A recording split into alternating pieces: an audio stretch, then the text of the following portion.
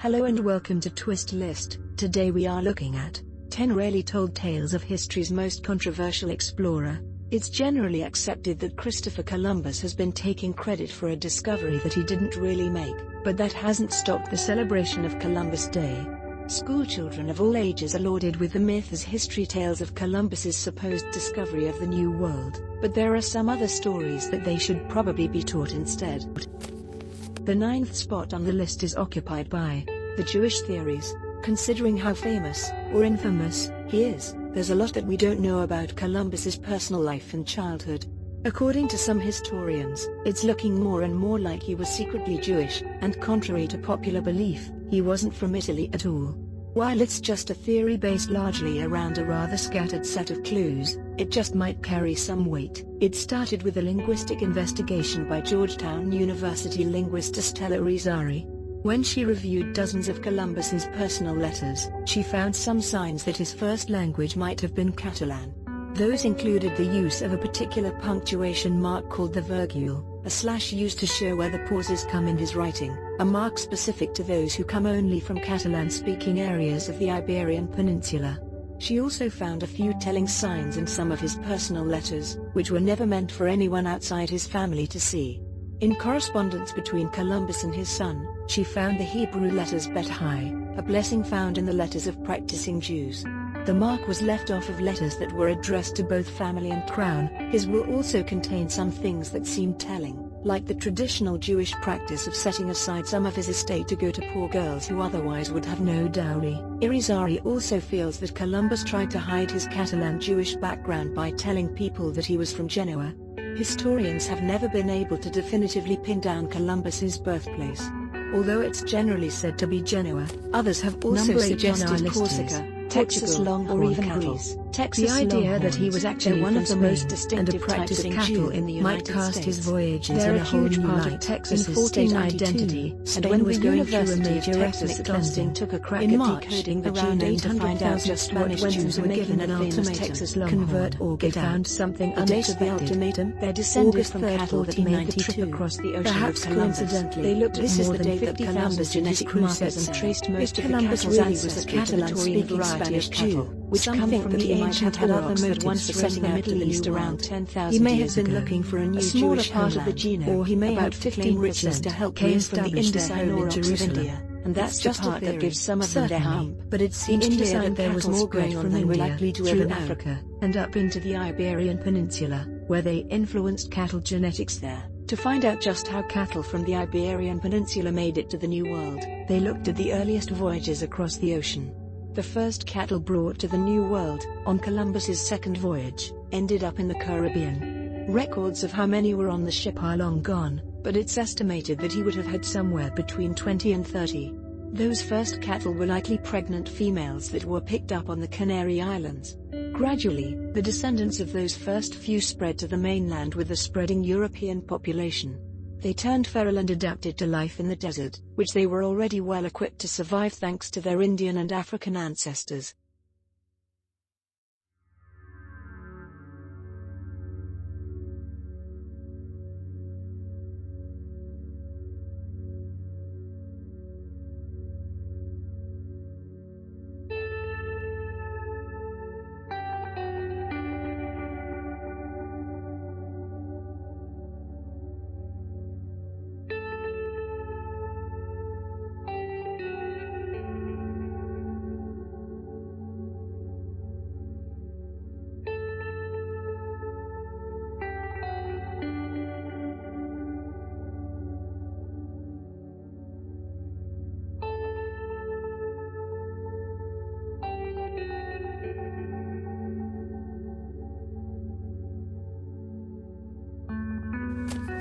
At number 7 we have the first tax in the New World. No taxation without representation has been the rallying cry of the young US since the middle of the 18th century, but taxes were problematic long before then, and they were introduced to the native population by Columbus. On his second trip to the New World, he settled the ill-fated colony of La Isabela with the goal of trading with the indigenous population. He'd already met and claimed the native Taino, a well-established, thriving society that would be nearly extinct by 1550. La Isabela was to be a purely economical settlement, but in order to turn a profit, Columbus needed guaranteed income in the form of gold.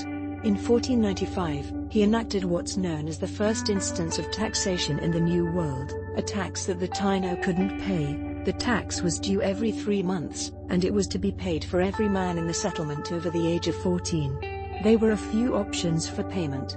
The first was described as 1 hawksbill of gold, which wasn't achievable for a people who hadn't placed any particular value on gold.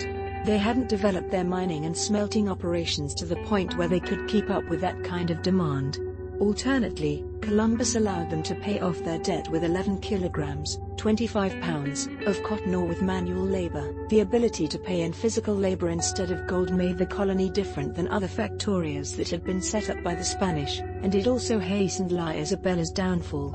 Gold wasn't plentiful enough to allow the workers to pay their tax with it, and when the funds began to dwindle, the whole structure began to crumble. The Wolof Slave Rebellion. The Columbus family was at the heart of another infamous first in the New World, the first organized uprising of slaves. It happened in what is now the Dominican Republic, and it was led by the Wolof men from Senegal.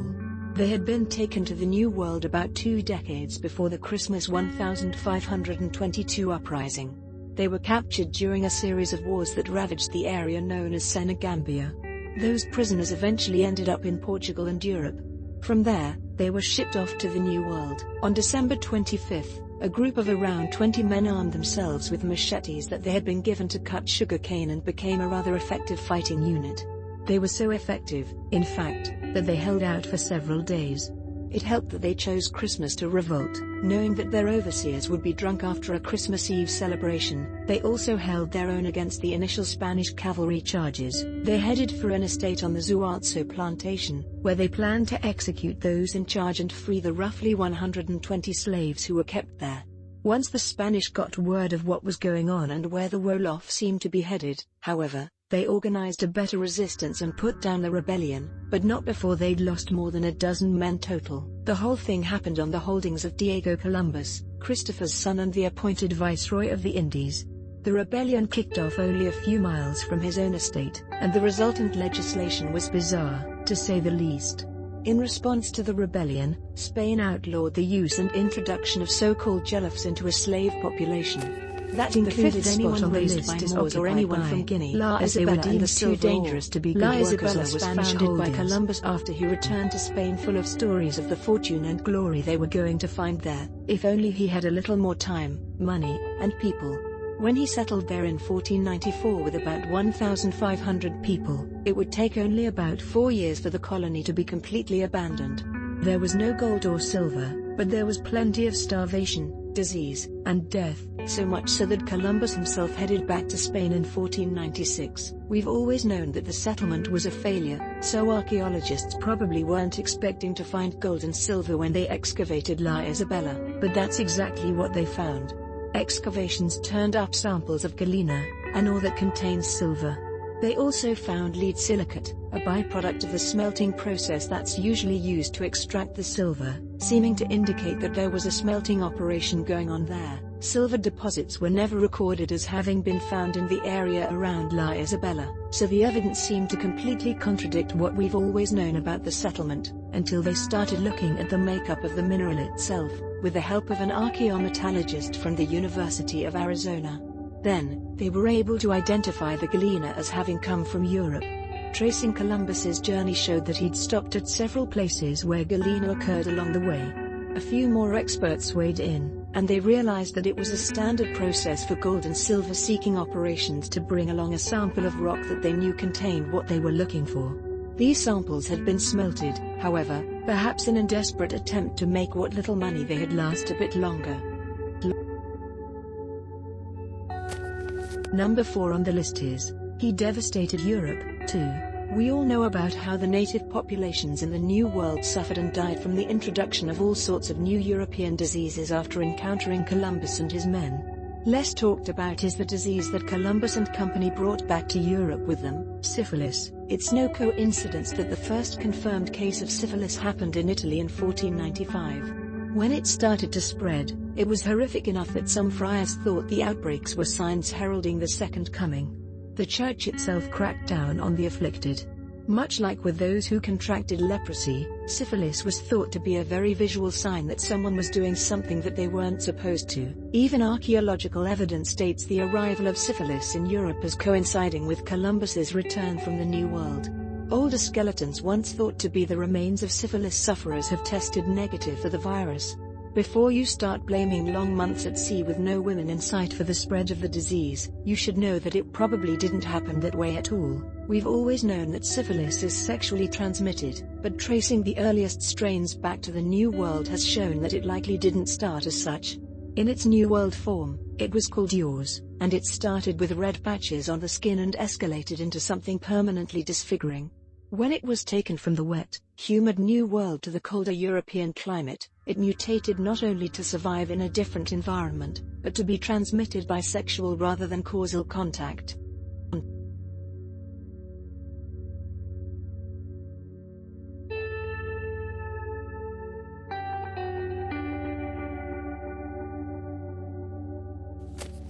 At the third place we have the most accurate portrait we have. There are a lot of famous portraits of Christopher Columbus, so many that it's easy to forget that we don't actually know what he looked like. There are no surviving portraits of him that were painted during his lifetime, and for a long time, people have been trying to figure out what he looked like. The best written description we have of him comes from his son, Fernando. Fernando describes his father as a vigorous man, of tall stature, with blonde beard and hair, clear complexion and blue eyes, which is nothing like some of the usual depictions of him. Because Columbus was never accurately represented in his lifetime as well as his rather mythic status as a larger-than-life figure, it's also likely that even many of the earliest portraits of him were a bit more embellished and stylized than usual. There are, however, a couple portraits out there that are probably more accurate, and one is the piece done by Rodolfo Ghirlandaio. The other is part of a larger piece done as a triptych and altarpiece called The Virgin of the Navigators. In the work, the Virgin Mary stands watch over a group of explorers, including a robed, late middle-aged Columbus, shown above. Unlike many of the portraits that claim to show him, his appearance in the Virgin matches all of the contemporary reports of what Columbus would have looked like. Most importantly, the artist, Alejo Fernandez, was of the right age and in the right place to at least have seen him. Fernandez was born about 30 years before Columbus died, and as he was working in Seville, he would have known, and probably consulted with, others who had known Columbus in life. The most devastating disease also point to Isabella had a whole bunch of problems, making the image of Columbus not only likely to be diseases like but finely dressed in an attempt to create him as not just as an explorer, to blame but as an icon of the country when Columbus and his crew settled in what became Europe's first permanent, being accurate is the idea that it was created with the intention for the figures, which also include Martin Alonso of the skeletons that were excavated from the Amerigo Vespucci, something would be instantly recognizable to the viewers who lived at the same time as the explorers was something usually associated with long months at sea, scurvy. Scurvy was well known by the 1700s, unlike the 1490s, and it would kill more sailors than shipwrecks would. It happens when there's a complete vitamin C deficiency, and symptoms are varied. They can include headaches, bleeding gums, reopening of healed or partially healed wounds, joint pain, rashes, or even mood swings and exhaustion. The symptoms of scurvy can take up to 3 months to manifest, so it was likely that by the time the settlers were a month or so into their foray into the New World, they were starting to feel the ill effects of what had started during the ship's crossing. It's also something that could have been prevented, and some of the skeletons showed signs that some people had started to repair the damage done to their bodies by reintroducing some vitamin C. It was, after all over the place. The scurvy-ridden explorers had landed in a place rich with native fruits and vegetables, and that might have saved their colony. They were surrounded by cherries, guavas, yuccas, sweet potatoes, and so on. According to modern doctors, the daily amount of vitamin C that it takes to keep scurvy at bay can be attained from a few ketchup packets. Unfortunately, the European settlers seemed more interested in finding gold than exploring the local cuisine, and they also relied heavily on the supplies and stores that they brought with them rather than procuring new food sources. Doing so might have saved lives.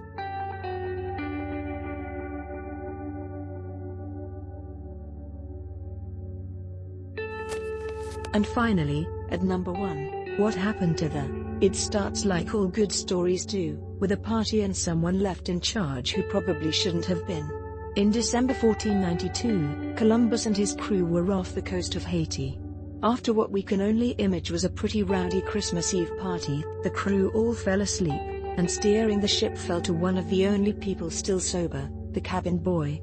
He was, understandably, ill-equipped to navigate the waters by himself, and the Santa Maria was wrecked on a coral reef. Christmas Day was spent salvaging what they could, including stripping timbers from part of the ship itself. Those timbers were then used to make a fort that was christened Villa de la Navidad. When Columbus returned on his next trip, the fort was gone, along with the remains of the Santa Maria. Today, people are still looking for both. At the head of the search for the location of La Navidad is amateur archaeologist Clark Moore. We're using the term amateur only as a technicality. Moore is credited with finding more than 980 significant sites in Haiti, where he spends winters exploring the lands that Columbus settled. He's pretty sure that he has a good idea where La Navidad was built, on a hill amid villagers who ultimately burned it to the ground when they realized the character of those who settled there. And as for the Santa Maria? In 2014, it was claimed that marine archaeologists led by Barry Clifford had found the wreck by closely studying contemporary accounts of the trip and then diving in the right spot. Unfortunately, UNESCO stepped in with the final word, saying the wreck found wasn't of the Santa Maria. Their conclusions were based on finding fasteners and the remains of copper fittings. Those, along with evident shipbuilding techniques, dated the wreck to sometime in the 18th century. That last fact only helps us to conclude that in spite of being known throughout Europe and the Americas as one of the great explorers of the age of exploration, there's more myth and mystery about Christopher Columbus than there is historic fact. And finally, at number 1, Bladensburg. By now it should be obvious that the War of 1812 was comedy at its finest, minus all the deaths. The Battle of Bladensburg is the cherry on top of the American embarrassment sundae. In 1814, the British were looking to end this farce of a war and naturally laid eyes on the American capital of Washington, D.C. As many recently arrived British reinforcements were veterans of the Napoleonic Wars, Britain definitely possessed a significant troop quality advantage. The Americans would have to beat them with numbers. American militia numbering 6,000 met 4,000 British veterans at Bladensburg, just 8 miles from D.C. The British fired Congreve rockets, glorified fireworks, which scared the American troops who held firm just long enough to fire a couple of volleys before taking off running. And run they did. The U.S. lost just 10 or 12 men, but almost all of its pride. That night Washington burned, thanks to the American inability to delay the British advance by even a few hours. The hasty, disorganized American retreat has been called the most humiliating episode in American history.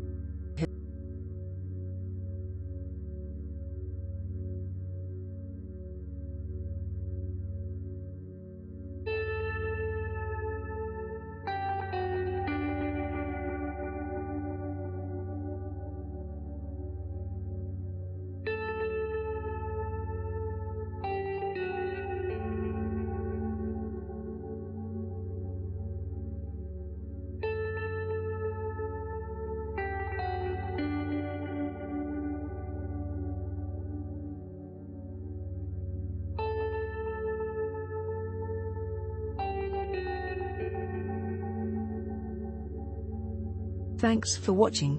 If you enjoyed this video and would like to see more, then please hit the subscribe button.